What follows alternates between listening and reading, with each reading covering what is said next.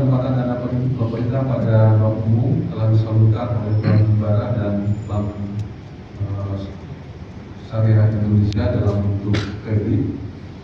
Ini mendorong peningkatan likuiditas domestik yang ditunjukkan dana pihak ketiga DPK yang stabil di angka 11,5% dan pertumbuhan kredit yang solid di 7,4% pada bulan Oktober tahun 2025 ini.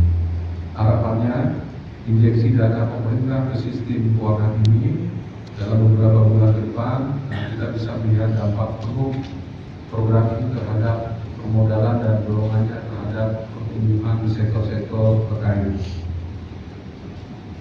Selanjutnya, perkembangan indikator asumsi dasar ekonomi makro tahun 2025 secara nasional.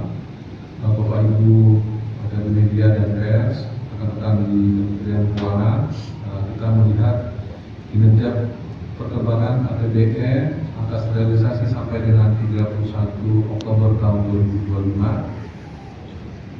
Namun sebelumnya kita lihat bersama perkembangan indikator makro yang menjadi salah satu pertimbangan dalam penyusunan APBN tahun 2025. Dapat kita lihat perkembangan begini secara umum bergerak positif. Secara detail dapat kita lihat di tayangan depan. Tentu indikator-indikator ini akan dikawal terus dengan memitigasi ketidakpastian yang terjadi di tingkat global maupun domestik.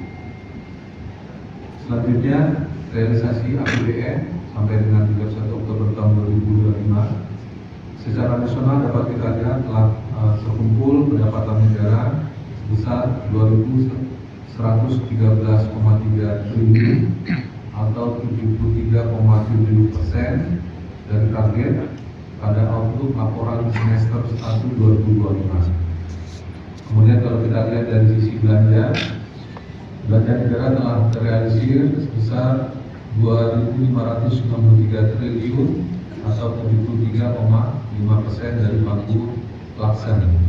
Demikian, dengan demikian terdapat defisit keseimbangan primer sebesar 45 triliun. Dari realisasi pendapatan negara tersebut, detailnya realisasi penerimaan pajak sebesar 1.459 triliun atau 70,2% dari target pelaksana. Realisasi penerimaan kepabeanan dan cukai sebesar 249 triliun atau 80,3% dari target pelaksana. Dan realisasi penerimaan negara bukan pajak sebesar 424 triliun atau 84,3% capaiannya. Lalu atas total realisasi belanja negara terdiri dari realisasi belanja kementerian, kemudian lembaga ini sebesar 961,2 triliun atau 75,4% dari pagu pelaksana. Kemudian realisasi penyaluran transfer ke daerah sebesar 713,4 triliun atau 82,6% dari pagu pelaksana. Selanjutnya, izin Bapak Ibu yang kami banggakan, kami hormati. Selanjutnya kita akan memaparkan mengenai kondisi regional akhirnya. Di tengah kemudian mengenai ekonomi Sulawesi Utara dulu, ekonomi Sulawesi Utara tumbuh 5,39% year-on-year pada kuartal 3 pada tahun 2025 ini.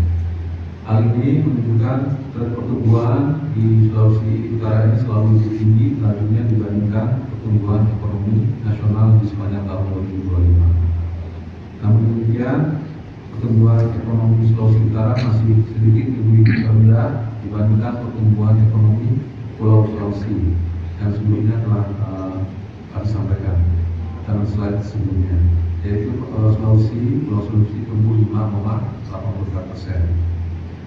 Beberapa faktor yang mendorong pertumbuhan ekonomi di Sulawesi Utara pada kuartal 3 tahun 2025 ini, pertama adalah aktivitas produksi yang kuat, diantaranya yang sebelah kanan bawah, adanya peningkatan realisasi pengadaan semen di Sulawesi Utara pada periode 3 tahun 2025 ini mencerminkan aktivitas sektor konstruksi yang bergerak.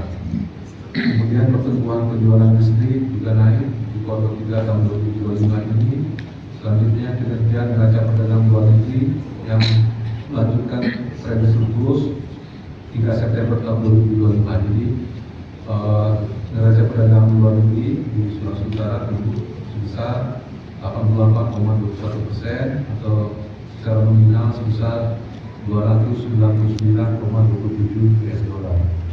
Kemudian faktor lain yang mendorong pertumbuhan ekonomi di Sulawesi Utara pada kuartal 3 ini adalah mobilitas masyarakat yang tinggi, di antaranya didorong aktivitas sektor pariwisata yang solid. Jadi jumlah kunjungan wisatawan mancanegara ke Sulawesi Utara tumbuh signifikan, tumbuh sebesar 22,83% year-on-year. Kemudian sektor transportasi juga mengalami pertumbuhan signifikan, jumlah penumpang angkutan laut juga naik 20,57%. Namun demikian terjadi kontraksi pada angkutan udara yang turun 6,86% year-on-year. Kemudian adanya aktivitas penyelenggaraan event-event berskala nasional dan internasional, diantaranya kegiatan event pemohon internasional Power Festival, North Sulawesi Investment Forum, berbagai konser musik, skala artis lokal dan ibu kota. Kemudian juga ada berbagai turnamen olahraga. Kemudian faktor lain yang mendorong pertumbuhan ekonomi di Sulawesi Utara adalah konsumsi masyarakat yang terjaga. Hal ini didorong karena peningkatan belanja perlindungan sosial terus pada masyarakat seiring dengan pertumbuhan realisasi belanja bantuan sosial yang 37,3% year-on-year. Selain itu, berbagai paket program strategis nasional, belanja subsidi, dan paket stimulus ekonomi lain yang diberikan kepada masyarakat di Sulawesi Utara sebagai bagian dari kebijakan pemerintah dalam penebalan bantuan sosial dan menjaga daya beli masyarakat. Kemudian juga ditopang oleh kebijakan pemerintah dalam pengendalian harga, khususnya atas komunitas volatile foods, untuk berperan menjaga daya beli masyarakat secara keseluruhan. Kemudian dari sisi inflasi di Sulawesi Utara sebesar 1,48% year-on-year pada Oktober tahun 2025. BPS melaporkan inflasi sebesar 1,48% tadi. Apabila kita bandingkan dengan tingkat inflasi nasional untuk periode yang sama, angka Sulawesi Utara ini di bawah tingkat inflasi nasional.